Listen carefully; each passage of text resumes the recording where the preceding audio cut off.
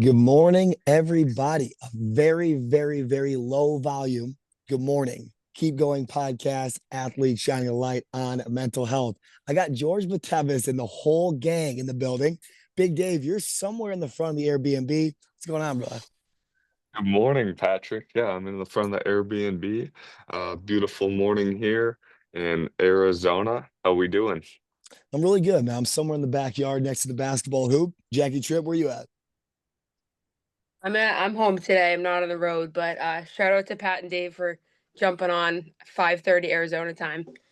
I've Sometimes learned that Pat could be on fire and he would be on the podcast. it's sometimes it's gritty. Sometimes it's a little bit gritty. This is one of those gritty ones. George, what's going on, man? Where you at? Yeah, I'm in Iowa right now. Have a little wedding, so got the early wake up call. I mean, not as early as you guys, but man, here we are. No, we Thank you guys for appreciate you, having me man. on. Appreciate Yeah, you we're guys. happy to have you, man. Are you at the wedding today or was it yesterday? It was last night. Made Okay, the haul to Iowa. all right, let's shout out a couple first. Who got married? So my cousin Adam married his beautiful wife Mackenzie now. Yeah, it was an awesome day for sure. Well, George, I love it, man. Thanks for getting up. Still a gritty morning out there in Chicagoland area for Oh you as yeah. well. George, I gotta tell you this, man. Anytime I get a D3 guy turn Division 1, there's a story to this. Talk about when the ball got put in your hand. When did you start playing ball? So I mean, I started playing ball. I don't even remember the age. It was just as soon as I could remember, just like playing catch with my dad with my brother, because my brother played when we were younger. He was obviously the first one that played because he's 4 years older than me. So I just remember always going to his games, always going like playing catch with some random little brother, playing catch with him, watching my brother. Like it all started just going to watch him and like kind of fell in love with the game through him, kind of just because that was where it started. That's where like my dad, my mom would be like, all right, we're going to Frank's game. Frank's my brother. Of And course. I would just go there, watch his game. And I mean, obviously, like, you know how it goes with your brother, like you Yeah. and your brother, how close you guys are. Um, like you just start doing stuff with your brother, playing catch with him every day, playing wiffle ball with him every day, like going to see his games, and you just kind of fall in love with the game, like through that. So that's kind of where it all started, honestly. I love that, man. And obviously having siblings throughout our podcast, right?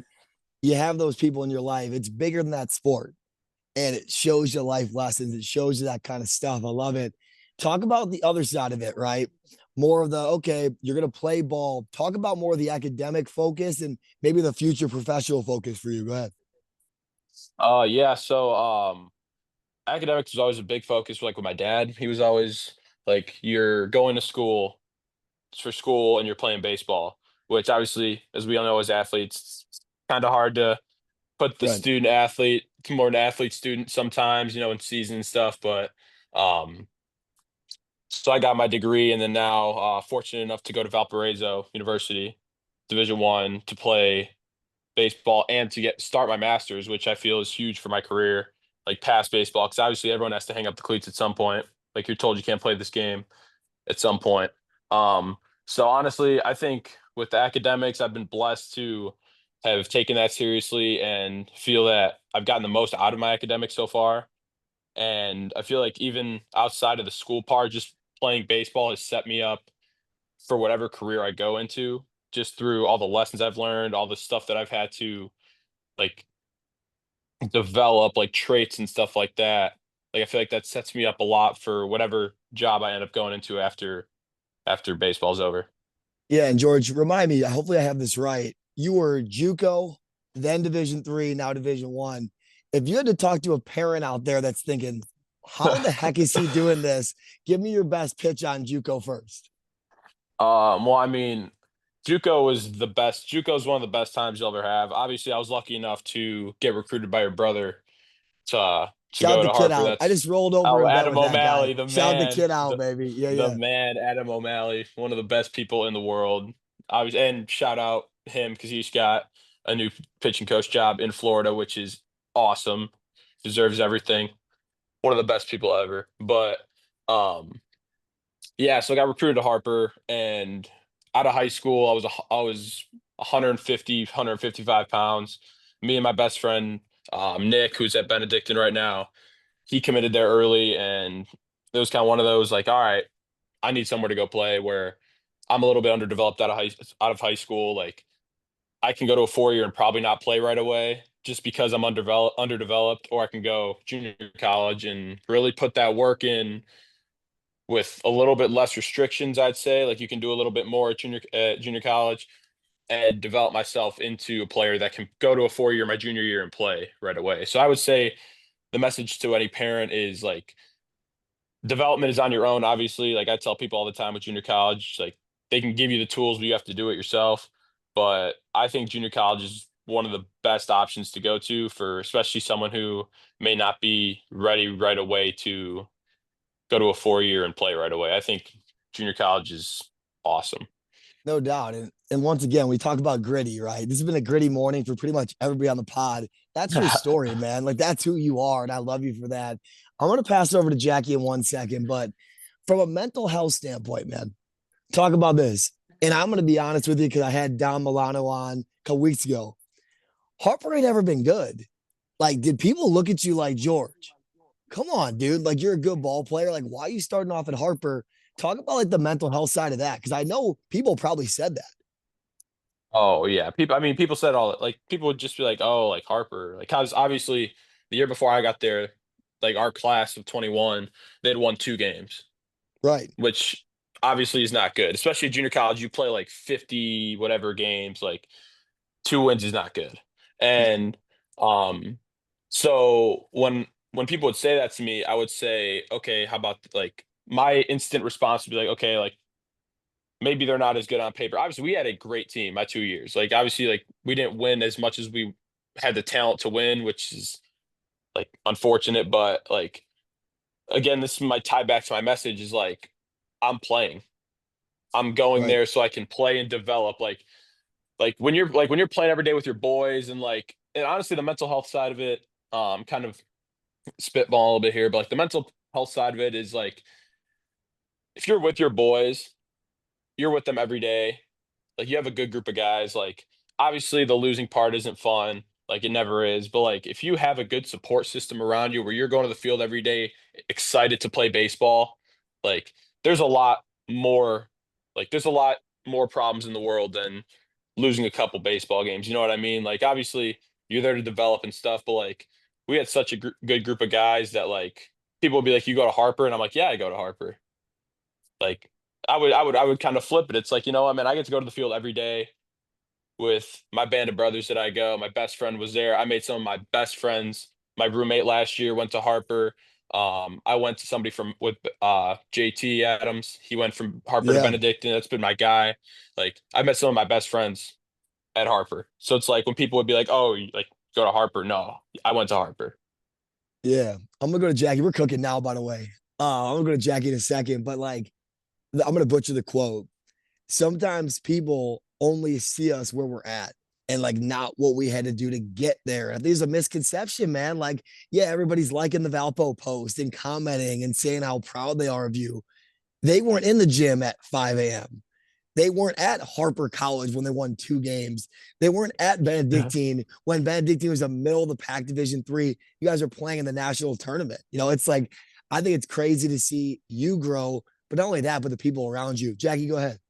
Yeah, I love it. And I mean, JUCO's not a big of a thing over here in the Northeast. Like, you go to your school, and if it doesn't work, you probably transfer. I mean, at least in the women's basketball scene where I was, and a lot of friends of mine that play football, like you try and stick with your school. There's not like the transition into JUCO, but any JUCO guy or girl I've talked to, it's like it almost seems like it's this perfect segue, like a stepping stone to get to where you want to be, which I love. And shout out Valpo. My sister lived out in Indy last year for a year, and one of her best friends and the best girl she met out there was a basketball player from Valpo. So seems like you're a part of something great, but I feel like because I'm not as familiar with the JUCO vibe out there, especially obviously I'm not a baseball player or a softball player, but what would you say helped you the most in sort of bridging the gap between you go to JUCO and now you're like quote unquote big time, like Pat said, people don't see the in between. What was the most important from that in between, getting you from JUCO to Valpo? Yeah, well, so going to a junior college, obviously, I was able to again like be in a better position to play right away, just because like you're not battling with 4-year guys. It's guys who are there for 2 years. Obviously, when I went there, it was the COVID time, so we had third, 4th years at junior college. But still, it's not the same beast as going to an NCAA school, no matter what level, NAI, whatever. Um, so I think kind of being able to get thrown to the wolves right away at junior college really set me up to like be able to go obviously to Benedictine, high level Division 3, and then get blessed with with the ruling, the JUCO ruling, to be able to go given an opportunity to play at the Division 1 level. Um, I think just the biggest thing was so being able to get thrown to the wolves right away. Like we faced a Power 5 arm our first game at JUCO, and just as like a high school kid, first game out of high school, and just playing IHSA ball, we faced a couple really good arms, but my conference wasn't really the best, I would say. So getting thrown into that right away kind of makes you figure it out. And then obviously I was blessed enough to get to Benedictine my junior year, through Adam O'Malley, Pat's brother, and then Coach Smith. Smitty was just one of the best in the business. He gave me a blessed opportunity and the whole staff there. But um, learning from the guys that were there, that had been there, obviously like Logan Gregorio, he's at Auburn now. Like learning from him, Kevin Bushnell, I mean, rest his soul. Um, I learned a lot from him about just being a baseball player, like Brendan Fisher, DeShante. Like there's so many guys that when I went to Benedictine that I learned how to go from just being an athlete to like a ball player and like take that next step in my game, was like really helped me take that next step to get to obviously Valparaiso and get the opportunity to play at the Division 1 level. So I'd say that's Yeah, kind of the long term or the long story of that. Yeah. yeah, you name drop a lot of big names there, right?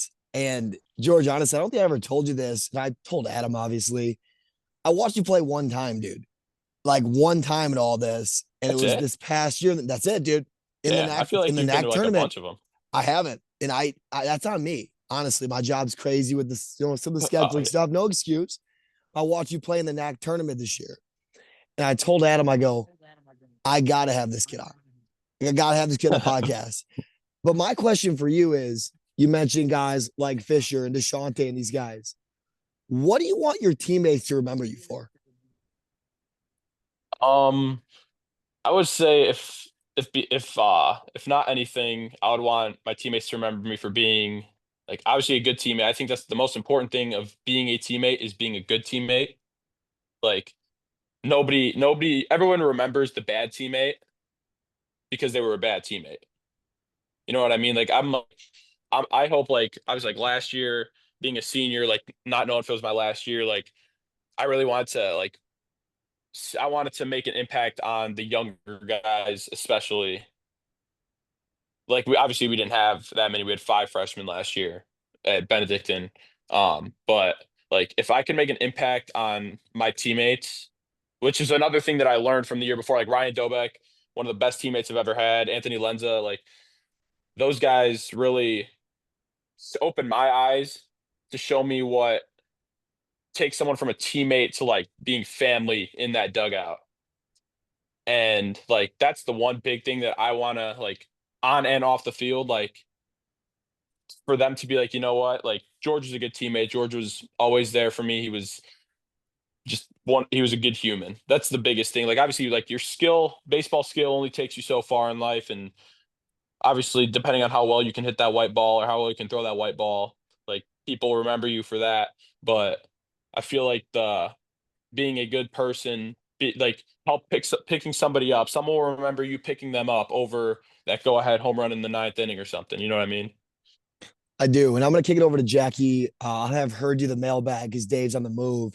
But I have to ask you, dude, out of all this, out of all the trials and tribulations, man, where's the keep going moment of this? Like, what was the moment that knocked you down, man, that you got back up and you kept on moving forward? Go ahead.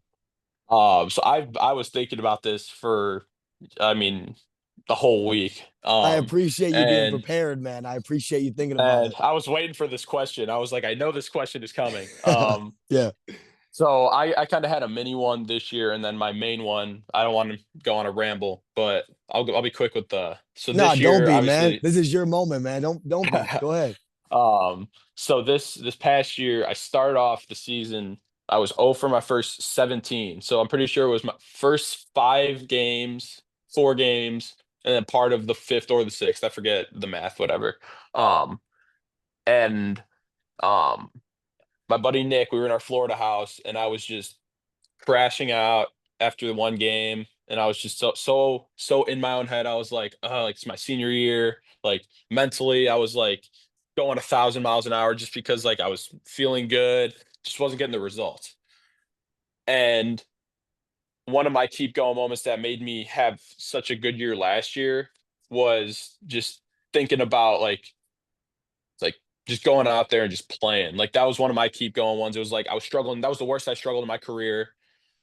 And so being able to push through that, my buddy Nick talked me through it the whole time and like kind of just thought about it and like it's like man, like good players play no matter if they're 0 for 17 or 17 for 17. So that was a big one for me last year. But I'd say my biggest keep going moment in my life was my freshman year of high school. I was I loved basketball. I still miss basketball. Like I thought Yeah, I was going to play Jackie, basketball in college. Jackie's a hooper, by the way. Just like making that clear. Like she's a Oh, hooper. So go really? ahead. Yeah, yeah. Yeah. Um, so I thought I was going to play basketball in college up until a week into my senior season of baseball, but that's a whole different story. But so my freshman year coming into high school, I was underdeveloped. I was 5'4", I think, my freshman year, like just a tiny human being. Dude, yeah. And um, so I like my freshman year basketball coach is one of my favorite people now. Like I love him. Um, I didn't play as I was freshman B for basketball when I started off like bench on the A team, then went to the B. And obviously, you know how that goes your freshman year. That's a big status thing. That's a big mental thing. It's a big mental health thing. Yeah, yeah. Yeah, I mean, it's not really, but as a freshman, that's like your world. You That's like think your it Super is. You Bowl. think it is. Yeah. Yeah, yeah. Um. So yeah, we had that. And then freshman year baseball, I didn't play as much. I was on the A team, so I was whoa, but wasn't really playing as much. And I kind of looked back at myself and I was like, I thought about not playing high school basketball anymore. Like that thought crossed my mind. And it was one of those like I looked at myself, I'm like, well, you can either sit back and like just quit, you can blame everybody else, you can do this, do that, or you can get your butt in the gym. You can work, you can start like lifting a little bit. I started lifting going into my sophomore year, but I was really just not. It was like just I didn't know what I was doing. Um, Right. and then I started shooting every day. Like I was swinging and stuff, and like so, I would say the biggest keep going moment for me was that setback my freshman year. Obviously, it's a little early. It's probably not as like deep as some people's keep going moment. Um, but like I think that I really found my work ethic after my freshman year of high school, and like that kind of set me up to be as successful as I could be throughout my career. No, I love that. And I'm gonna go to Jackie to ask some questions here, but I've been very public about this. I got cut when I was a freshman as well, for basketball and Really? baseball. Yeah, I was a three-sport guy. And Oh I ended wow. up when I got to Oakton, I made my first college roster. I kept my scholarship. I emailed my freshman B coach, Jim Airy, who's probably listening. Shout the guy out, Jim, right now. I love this dude. I'm getting lunch with him in a couple weeks. We're catching up. But Jim looked at me and said, I stole you from the A team. You're going to be the straw that stirs the drink. And it changed my entire life. I would not still be in baseball without that cut. And It's kind of this. it's what it is, man. It's very similar. Like you think at the time at 14, 15, this is a life altering thing. And then you look back and you go, like me right now, I'm a little bit older, right? You look back 10, 15 years later, you're like, I don't know if I'd still be doing this without that setback. Jackie, go ahead. I think any athlete I know that made it beyond high school but played at like a high collegiate level and did it good, I think that what separates them from the average athlete is how they responded to adversity when they were 14, 15, 16 years old. Because I went to high school with my grade of girls for basketball, started out all really talented, all at a similar level. And then as the years went on, this girl quit. This girl stopped playing. This girl maybe leveled out and wasn't as good, wasn't a high level player anymore. And this makes me think of my sister because our freshman year of high school, she should have made varsity with me and a few of the other girls. And for some reason, one I've never figured out, she made JV and she was just like their powerhouse on JV. Ended up getting pulled up to varsity by the end of the year, by the playoffs. But I think that was one of the best things for her, especially growing up, always being compared side by side to me because we're identical twins. I don't think that there's a lot of players in that position that can, at 14, 15, 16 years old, have it in them to take a moment like that, being cut, being on the B team, and then get better by it. So I think that that's actually a great keep going moment because you remember it now, almost 10 years later, and you remember it as the turning point for you as to this is what kept me pushing and kept me going all these years, which I love. And I like that you said players play. I wish that's something like as soon as you said that, I was like, I wish I could have heard that at like 16. Oh Like yeah. Oh players yeah. play. I'm like, There's oh an my God. athlete, Jackie. There's an athlete today that needed to hear that. Like Yeah, that yeah. was so good. Like I I, heard that and I was like, damn, I like 16-year-old me could have used that. no doubt. Well, I'm gonna let you start with questions. We'll kind of popcorn back and forth. So Jackie, go ahead. All right. This is something we used to ask that we used to ask over like a year ago, but I always liked the conversation it brought about. What did you do this week, George, for your mental health? Um, I would say, oh, that's a good question. Obviously a big part, like obviously like so I'm at the wedding right now.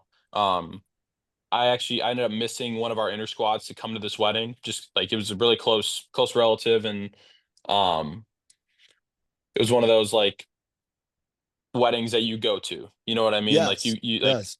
and it's obviously hard to look at like, oh, I'm missing an inner squad. I'm at a new school, but like the one big thing that I look at is like family is forever, and like baseball is temporary, family is forever. So like when you get an opportunity to see one of your closer cousins get married, um, like yeah, like, it's your family.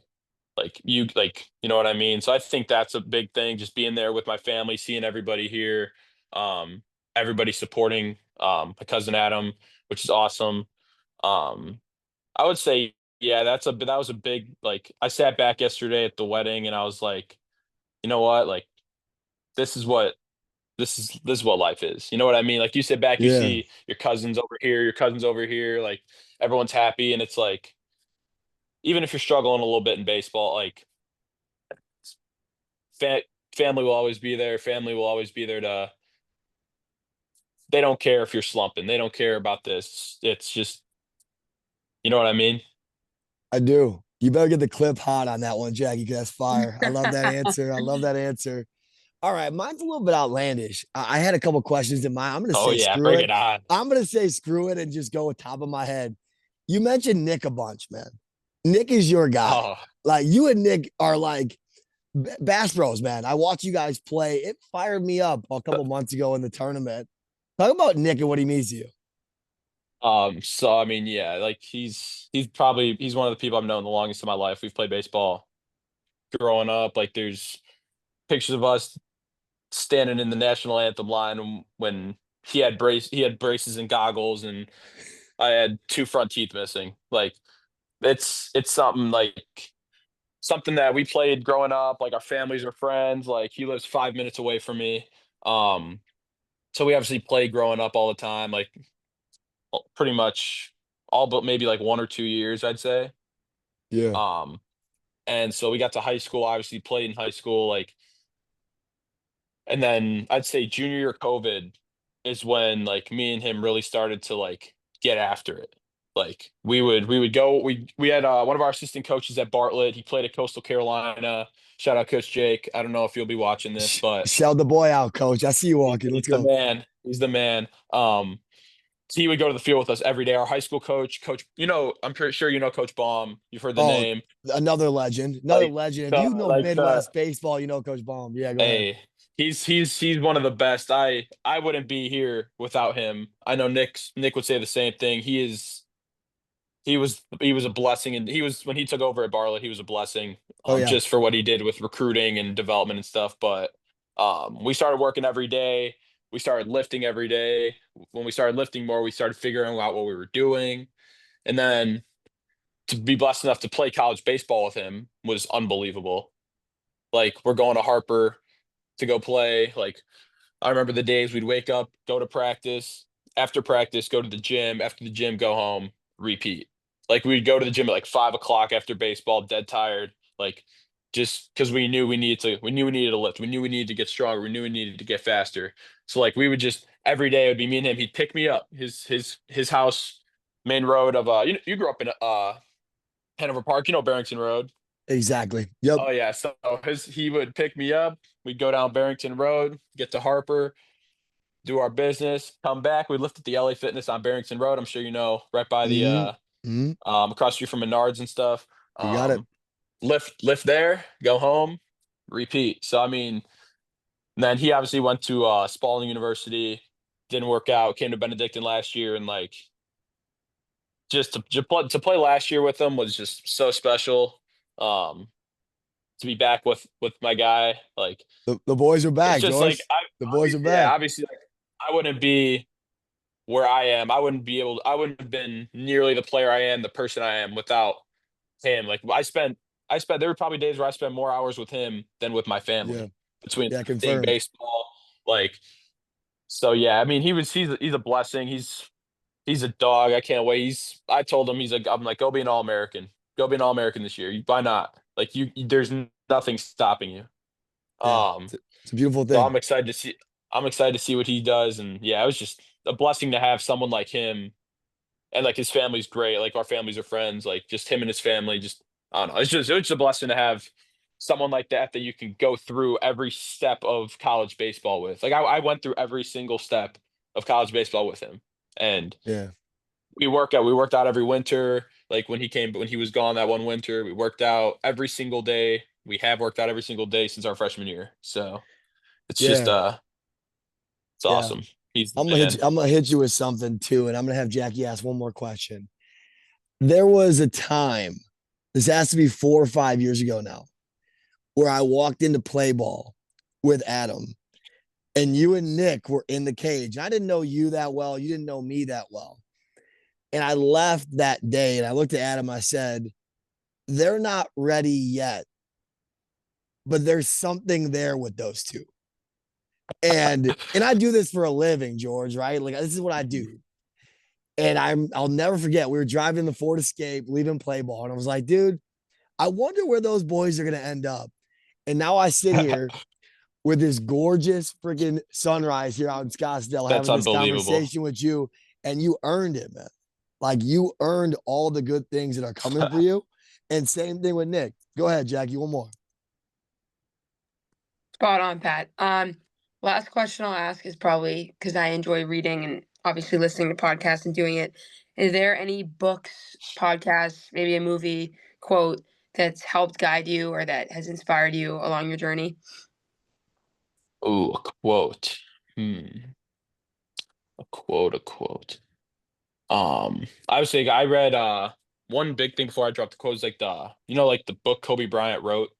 I don't know Hmm. if you guys have read that. Like I read that when I was like sophomore maybe. And like that really like just the stuff that he dropped in that book really kind of opened my eyes on like what he would do and how he worked and like stuff like that. But I would say the biggest thing that I looked at, and it would just be I forget who said this. I said this at our Valparaiso lifts. We have a quote of the day, and I said this, and I didn't know who said it, and shame on me for not looking it up. But hard work beats talent when talent fails to work hard. I think that is so important for everybody because you could have all the talent in the world, and if you don't work, you're not going to get anywhere, or you'll get somewhere, but you won't get to where you could go. And there's other people that aren't as talented who are working their tails off who get farther than people who are more naturally talented Yeah. because of that. I You love know what it. I mean? Like that's just yeah. Yeah. And I'll cap us with this. As an undersized guy, someone like myself, right, that went JC, went Division III. We have a lot of parents, teachers, obviously players that like are trying to get to where you're at right now. For the people that are trying to get there, George, what do you say to them, man? I would say surround yourself with good people. I've been surrounded by, I mean, from high school to my childhood friends to my parents. My parents, I wouldn't be able to do anything without my parents. Obviously, everyone. It's such a. It's I don't want to say it's a cliche, but like, I mean, if you're not without parents, our parents, none of us are doing Right. anything. They sacrifice everything, like, and for younger guys, like you'll see it if you haven't already. Um, but I would say surround yourself with good people.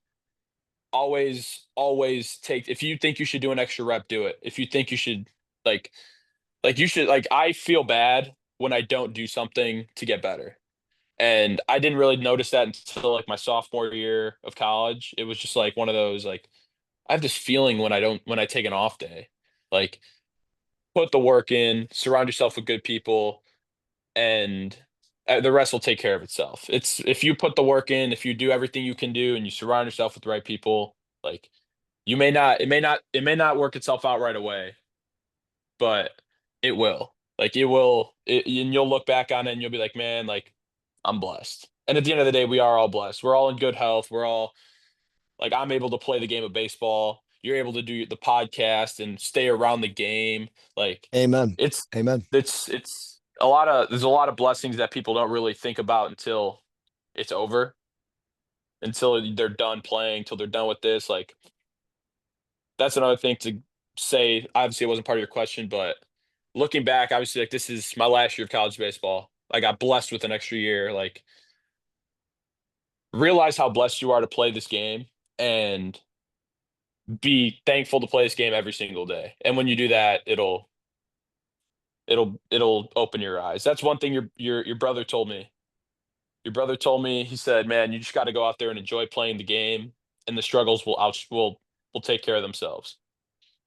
George, I'll tell you this. My buddies think I'm batshit right now. Like, my buddies think I cannot believe you're out there shooting this podcast right now.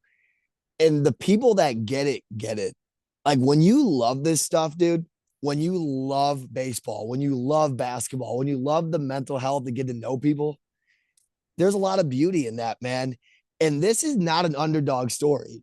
This is a kid that outworked everybody else and got to where he was meant to be.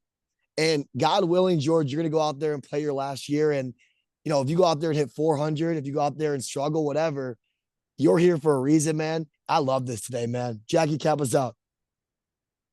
Thanks for jumping on, George, during a busy wedding weekend. Pat, thanks for jumping on during your Bats weekend. Hope you're having fun. Lots of wisdom, knowledge shared today, and hope you guys enjoy your Sunday, and go Pats. Oh, here we go. Go Pats, baby. Run it back. Bear down. George, Bear it's down. bear down around here, baby. George Betevis, a family man, an athlete, a Division I, and not an underdog story. It's an outworking story.